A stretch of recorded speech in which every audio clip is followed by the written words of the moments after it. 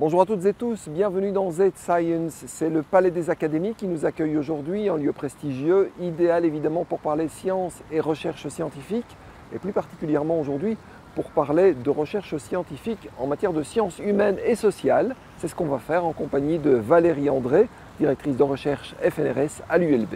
Valérie André est directrice de recherche FNRS et elle enseigne à l'ULB. Elle se concentre sur l'histoire de la littérature et des idées du XVIIIe et du XIXe siècle. Valérie André est également membre de l'Académie royale de Belgique. Elle y dirige la classe des lettres, des sciences sociales et politiques. Valérie André, merci de nous recevoir ici à l'Académie. Ce n'est pas votre bureau. Ah non, non, hélas. Mais c'est un endroit prestigieux. Oui, absolument. Vous y êtes ici à l'Académie directrice de la classe des De la lettres. classe des lettres. Ce n'est pas votre occupation principale, on va en parler dans un instant.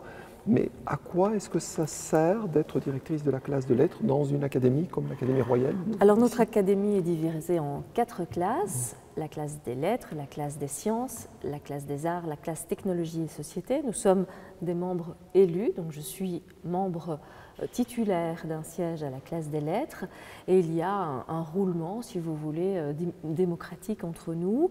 Et donc depuis le mois de janvier, j'occupe le siège de directrice de cette classe. Pour promouvoir la recherche et les sciences humaines et sociales, c'est oui, à ça que ça sert? C'est-à-dire que nous avons plusieurs classes qui sont destinées aux sciences humaines, celle dans laquelle je siège en particulier. On va unir l'histoire, l'économie, la littérature, la philosophie, l'histoire de l'art. Donc vous voyez, c'est très très large. Et l'Académie a pour mission évidemment de réunir des intellectuels spécialistes de ces domaines qui discutent entre eux sur toute une série de questions pointues, mais également d'enjeux sociétaux. Et l'Académie a également pour vocation de s'ouvrir au public extérieur. Il y a vraiment un enjeu sociétal que nous entendons mener. Nous le faisons avec différentes manifestations, que ce soit des cours-conférences au Collège Belgique, des colloques, une ouverture vraiment sur le monde. Et c'est vraiment quelque chose qu'on essaye d'intensifier ici à l'Académie.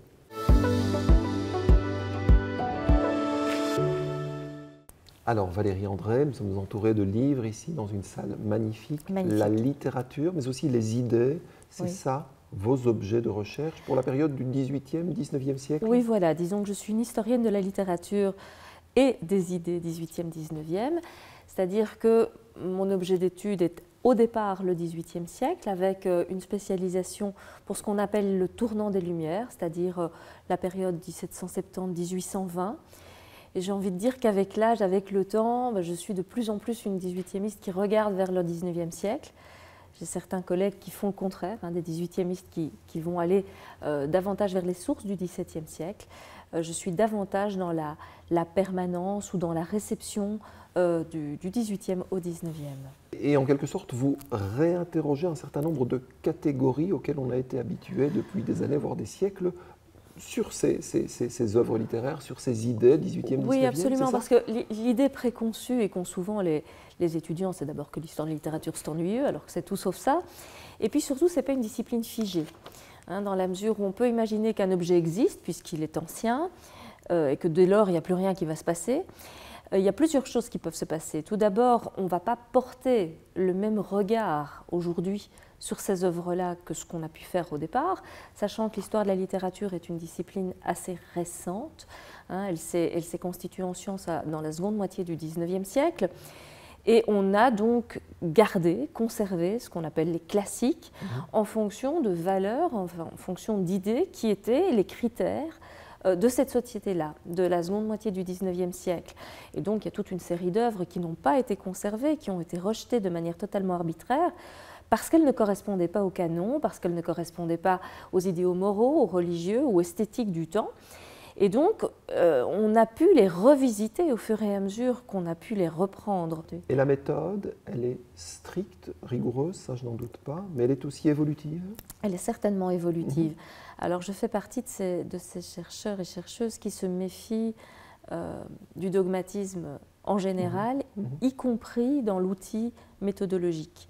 Donc, c'est-à-dire que pour moi, la méthode, la théorie, elle doit venir au service de l'objet et de la recherche, et pas le contraire. Alors, il y a eu des périodes et certains courants qui ont été un petit peu totalitaires par rapport à ça, et donc on avait un peu le sentiment que l'objet, en l'occurrence la littérature en ce qui me concerne, devait être plié pour être mis dans les cases de la théorie. Ça, c'est quelque chose que j'ai toujours refusé. Et j'essaye d'adapter évidemment mes méthodes de travail, mes méthodes de recherche en fonction de mon objet.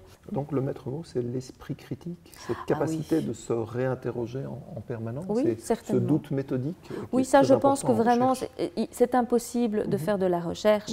Et là je pense que sciences dures, sciences molles, sciences exactes, sciences humaines, c'est pareil. Toutes et tous Il faut faire des erreurs pour progresser. Ça. Il faut faire des erreurs pour progresser et la science, c'est vraiment toujours manifesté comme ça. Si vous connaissez déjà les résultats d'une recherche, c'est qu'il n'y a pas de recherche. C'est qu'il n'y a pas d'objet de recherche. Ce sera le maître mot de la fin. Merci beaucoup. Merci Valérie André. À bientôt. Merci. Voilà, fin de cette émission. Merci de nous avoir suivis. À très bientôt pour un prochain numéro de Z Science.